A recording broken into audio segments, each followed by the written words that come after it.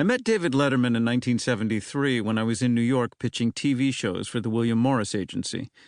Dave was a born comedian who for years had labored behind the scenes writing for crap like the Starland Vocal Band Show, but to me he'd always stood out. His humor was goofy but razor sharp.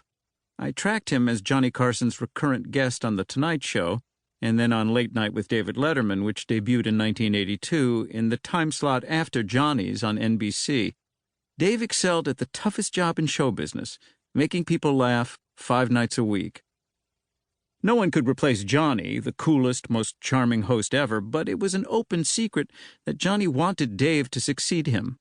Yet NBC made Jay Leno Johnny's permanent guest host and seemed to be leaning Leno's way.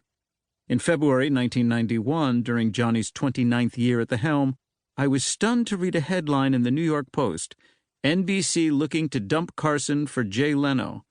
Clearly, Helen Kushnick, Leno's hyper-aggressive manager, was behind this ridiculous claim. She thought NBC owed Jay The Tonight Show. Now. The Post story made me take a closer look at Late Night. At CAA, we kept a dashboard of every project underway in film, TV, music, and books.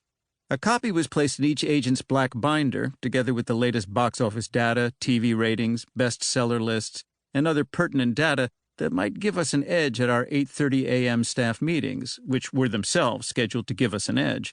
We started 60 to 90 minutes ahead of our competitors. Our rule at staff meetings was no idea is too stupid. I consulted the dashboard several times a day, looking for opportunities for clients, potential film packages, or new business. The crazier sounding, the better. The late-night math seemed simple. There were 2 candidates to replace Carson, and Helen Kushnick had one. Letterman was the other. Dave had a top attorney in Jake Bloom, an able manager in Jack Rollins, and a nightclub booker who had nothing to do. Unlike Jay, who relentlessly played club dates on weekends, Dave never did stand-up.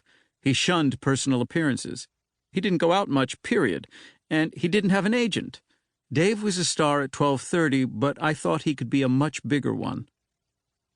Because it's human nature to resist being sold, I avoided cold-calling prospective clients. Better for them to come to me. Better to be wooed than to pitch. I dispatched Jay Maloney on a recon mission to Peter LaSalle, Late Night's executive producer. Jay listened carefully to Peter's woes, then offered his opinion. Dave is naked against all the forces lined up behind Jay. He needs help. Afterward, Jay told me, Dave is floundering. Dave's problem was that he was a regular guy from Indianapolis who didn't lobby or whine or throw his weight around. He thought that he'd inherit the biggest seat in Late Night on merit. He was clearly a more original talent than Jay, and therefore a more natural heir to Johnny, but that's not how the business works. Behind that biting sense of humor, Dave was an innocent. Warren Littlefield, the president of NBC Entertainment, favored Leno, but the man on the spot was Bob Wright, the canny finance executive who'd become NBC's CEO after General Electric bought the network in 1986. We sold NBC 10 pilots a year, and I held Bob in high regard. Optimistically, Bob hoped to retain both Leno and Letterman, one on Tonight and the other in the bullpen. He thought Dave would do as he was told, because where else could he go? Ted Koppel was entrenched on ABC's Nightline, and CBS seemed whipped after a string of failed challenges to Carson. Its latest pretender, Pat Sajak, had been canceled after just 15 months. In May, 3 months after the Post story, Johnny announced that he'd retire in a year. At 65, he wanted to go out on top. After waiting a respectful 2 weeks, NBC announced that Jay Leno would take Johnny's chair. Jay's mainstream appeal made him the safer bet for the $100 million franchise. Corporate thinking, cautious, but understandable.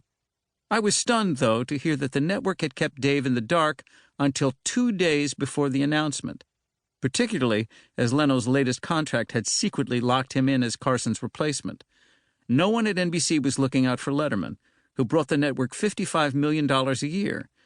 Then, as now, the networks made most of their profits from late night and daytime programming. Indeed, the network's bean counters had been hassling Dave on expenses, going so far as to reject his invoice for a car phone.